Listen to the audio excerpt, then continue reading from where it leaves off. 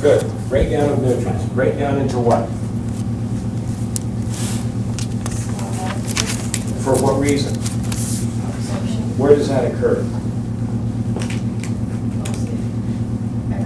But the small intestine and the large intestine. Small intestines. Okay.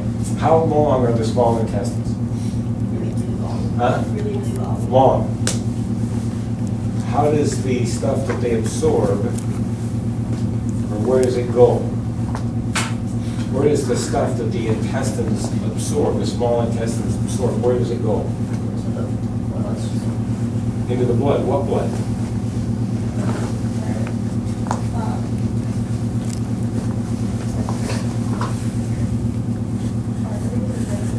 Not arteries. Arteries going the other way. Mesenteric veins. But it has to get to the veins, it has to go through what? Capillaries. Okay. We're getting there. Capillaries. But why does it have to go to the capillaries? Because that's where the transport happens in the small vein. How does it get out of there? Blood goes into the intestine, right? Yeah. And then comes out of the intestine, right? Yeah. Where does the stuff that you absorb have to go then? Go to the capillaries. Oh. Okay? So it's in the capillaries now. How many are those how many capillaries are there? One? Huh? A lot. Millions of capillaries. Right? One capillary. So from the millions of capillaries, then where do they go? Where does it go? Into arteries. No, that's the wrong side of the system. Wait. We're in veins. Capillaries, veins. The liver? Capillaries, Veins. venules. Venules. How many venules are there? One? More. A whole bunch. Plural. Then from venules it goes into what? Veins. Veins. How many veins are there from the small intestines? A whole bunch. Are there more veins than there were capillaries? No. No. No, they're getting bigger Bigger. and bigger. Where do the veins go? From the intestines? The veins are getting bigger and bigger, fewer and fewer, until you get to one. What is that vein? You guys are killing me. Hepatic vein. No, that's on the other side. I feel like Capillaries, venules, veins, one vein. Yeah, is it the vein? No, we're not even there yet. Portal vein? The portal vein. Oh, there you go, Kylie. Okay, so now we've gone capillaries, venules, veins, portal vein. What does the portal vein do?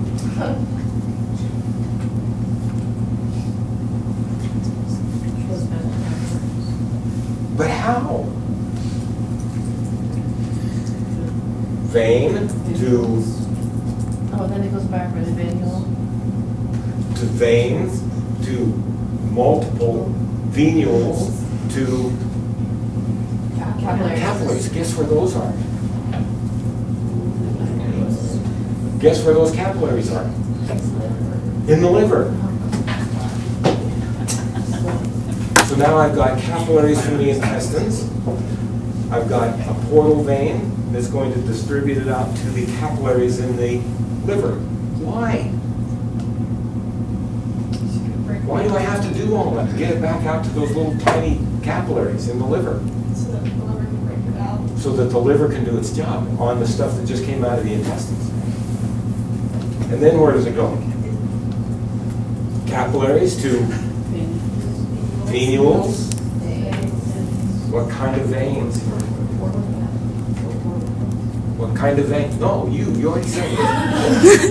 You said it. Portal vein. We're on the other side now. The liver? The hepatic vein. Oh, that's like that. It has to go from the capillaries to venules to hepatic veins. Okay. And the hepatic veins all dump into the Vena cava. Oh, yeah. Finally, so now we had Okay. arteries over here, Yes. and now we're back into the venous system over here. And guess what was between the two of them? Two capillary beds. Capillary system. Now, why did we go into the second capillary bed? To break down the. No, not to break down, that's the liver cells themselves. To get into the. To distribute it to all of the cells in the liver. Okay, you got it? Yeah. That's what a portal system is for. Now you're talking about up here. What happens first? We have arteries bringing blood into the brain, right? Yeah. Arteries give rise to Arterioles. arterioles to Capillary. capillaries. Okay, so now we got a capillary bed. The capillary bed is going to be up in what system, do you think? Or what part of the brain? Between the hypothalamus and the pituitary and the infundibulum. It's going to got to go from into the hypothalamus, and the hypothalamus is going to have what in it? The hormones. Which hormones are we specifically talking about now? The oxytocin. No, that's in the nervous system side. That's just really straight into the bloodstream. What kind of hormones are we talking about then? What are the other ones? The inhibiting and releasing hormones. Where do those have to go? Huh? Into the blood? Okay, so into the blood through, The pituitary. to the capillaries, and then down into a, or on the other side. We just did this with the little venules to a, Vein. Vein. Singular. guess where that goes? Through the infundibulum, or across the infundibulum. And then what happens to it after that? Huh? Has to go back to capillaries. Why? For distribution Into what? into. Pituitary? Huh? The pituitary? The pituitary. You've got to take those hormones and spread it all through the pituitary gland. Why? So that pituitary distribution. The pituitary then is going to release its hormones into the Capillaries. capillaries, then into the, Vein. and then into the big veins that come out of there. And then where does it go from there? Huh? To the rest of the body. Goes into the cranial vena cava, and then it's back to the heart, and it spreads it all through the body. So that's what a portal system is for. So the infundibulum's primary function is what? That portal. So now go back to what does the word infundibulum mean? Anybody look it up? The funnel thing. Keep going. Or what? Structure. So it's a little tiny structure that connects the hypothalamus to the pituitary. And what goes across that? The hypothalamic pituitary portal system. Make sense? Yeah. So you gotta have something that connects the two, something for that vessel to go across. And so if you look in the slides, there's a picture, and you can see it. It says hypothalamus here, then there's a little tiny thing here, and then there's a big pituitary. The pituitary has glandular portion and neurologic portion, right? And that little thin thing is called the infundibulum.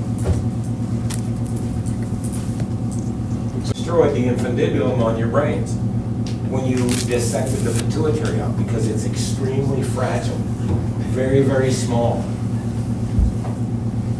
Okay? So hopefully you got something out of this. Number one, hopefully you got what a portal system is for. really important that you understand that. You gotta take it from a big area, get it to a small area, back to a big area again. That's what a portal system does.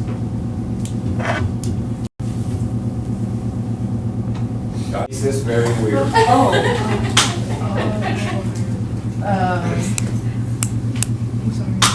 Okay. So I was hyperthyroid. Which means what? My body was releasing, or my thyroid was releasing too much T4 And? and T3. Okay. And what did it make you like? What were you like? I was extremely skinny. I was probably like 30 pounds lighter than I am now within like 3 months. I dropped all that weight. And then I looked funky. I'm sorry. So I had a really high metabolism. I was losing hair. My body got like all dry. I was crazy. It was like I was pregnant times 10. That's what I was like. Okay. So your question was what then? What's the difference, like, what's the difference? functions, like, what are the difference between the two? Between what? Between T4 and T3? There's just five. One of them is triiodothyronine, one's tetra. And guess what they're for? That's how. And? Nutrients. It grows. So I had way too much of it. Which means? I was losing weight because I had high metabolism, poor nutrient utilization. Okay? Okay. And I'm So what happens? What happens if you don't have enough of those? so then I got my thyroid taken out, Okay? and now I don't have any T3 or T4. So I got fat. I gained weight because now my metabolism is lower. Still poor nutrient utilization, but I'm regulating it with synthetic thyroxine, Which is what? T3 and T4. So I just take the pill every day to regulate, like as if I had a thyroid. Okay, so now does everybody understand what T3 and T4 are for? Yeah. You've got to have T3 and T4 for all of these things, for the cells to metabolize things appropriately. If you have too much, you have too much metabolism, and you're hyperthyroid. You guys ever seen a hyperthyroid cat before? What do they look like? Skin and bones. What's their heart rate? Really high. What happens to things like blood coagulation? The heart muscle starts to fail. It starts to cause clots inside the bloodstream. They look really bizarre. They're skinny. Their hair coat looks really bad. What'd you call it? You looked what? I looked funky. Okay, that's pretty close. That's what a cat looks like. Had like bulgy eyes and everything. Yeah. Because you, They tried to save my parathyroid, but if they couldn't, I have to get my calcium regulated because now I have to take calcium supplements because parathyroid. well, we haven't got to that yet. You won't finish with thyroid. I'm in control of the lecture now. We haven't talked about this one. Calcitonin. You talked about T3 and T4, right? Yeah. Okay? So T3 and T4, but there's also this one. So what happens when you lost your thyroid? Calcium. I lost. Yeah. My calcium vein went away. No, you still have it. You still have bones. You still have bones. Bones? I do Do have. you have bones? I have bones. Okay, that's your calcium vein. Okay? But calcitonin is the hormone that prevents hypercalcemia. So you have to regulate calcium, right? Yes. You have to look at your calcium levels. Yes. Because otherwise you would probably become hypercalcemic.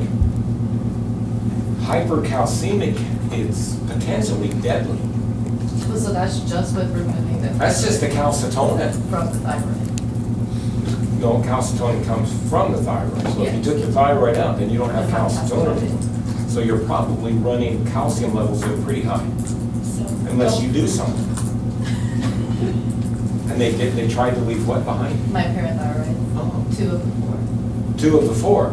Okay, Yes. so they left 2 of them in there. Yes. So that means it's still working. So that means what happens now? What is parathyroid for? PTH, parathyroid hormone. It prevents low calcium. Okay, so that's why you have the 2 of them. So the thyroid gland, the T3 and T4 are primarily metabolic for all the cells of the body, everything. Calcitonin is specifically to prevent hypercalcemia. Okay? You're going to get this again, I'm pretty sure, probably in AJ's class. Okay? It's one of the reasons why every time you guys run blood work, you should have a calcium level on there. Because it's that critical. You got to know what the calcium levels are. And then corrected calcium based on protein binding. You'll get that hopefully in AJ's class. Make sense? There's a lot more involved. That's just the basics. So does the parathyroid not have any, like, use if your calcium's high? Because it prevents low. It prevents low. So if it's high, my parathyroid isn't doing anything. Okay, look what parathyroid hormone does. Yeah. Prevents low calcium. Okay, so. So you gotta have it. Because if your parathyroid or your calcitonin is decreased or gone, then you're gonna get hypercalcemic, okay? But hypocalcemia can be just as devastating. So you gotta regulate calcium very, very closely. And if you look at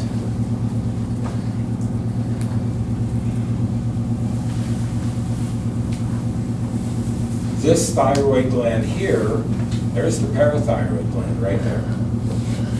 And you can see that tiny little artery coming into the parathyroid to make sure that its hormone gets out into the bloodstream.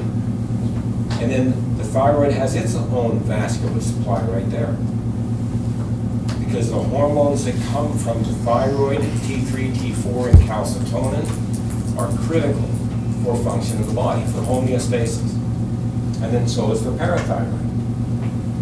Taking the thyroid gland out is not a real hard surgery to do, but leaving the parathyroids behind can be really tough. This parathyroid back here, you don't even know where it is because it's buried in the thyroid tissue. So when they left your parathyroids behind, this is probably the one they left behind, the one that's visible. Now think about trying to do that in the size of the cats you saw, the thyroid glands. You have to take the thyroid gland out and leave the little tiny parathyroid behind without damaging it. Okay? Otherwise, you don't have any PTH. And without PTH, you're going to become potentially hypocalcemic. And hypocalcemia is not a good thing. Have you ever seen a pregnant female dog that it had puppies and then started to twitch? Her muscles twitched and she fell over on her side, couldn't do anything, her temperature skyrocketed. Anybody ever seen that happen? What's that called? Huh? Called eclampsia. Have you ever seen a cow, dairy cow, laying out in the middle of a barnyard, laying on her side with the head curled clear back over to her hip? Nobody's ever seen that? You know what they call it? Milk fever. Common name, which basically means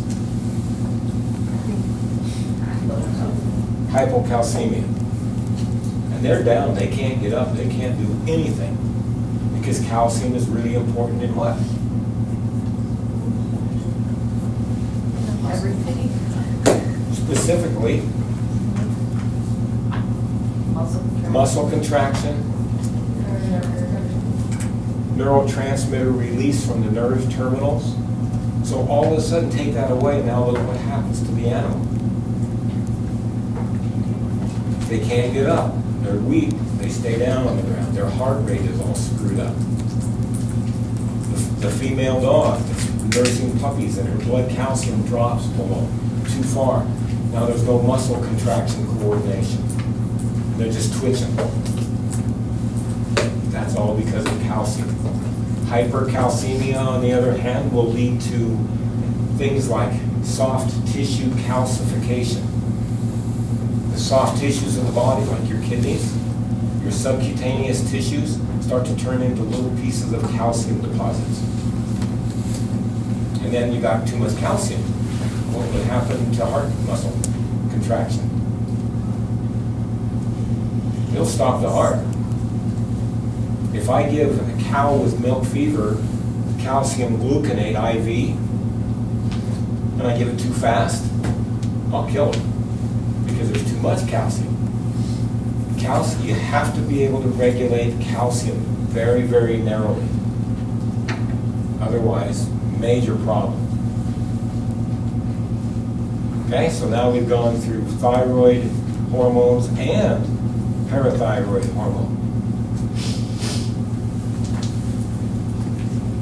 So all this stuff, remember, next year, you're going to get it again.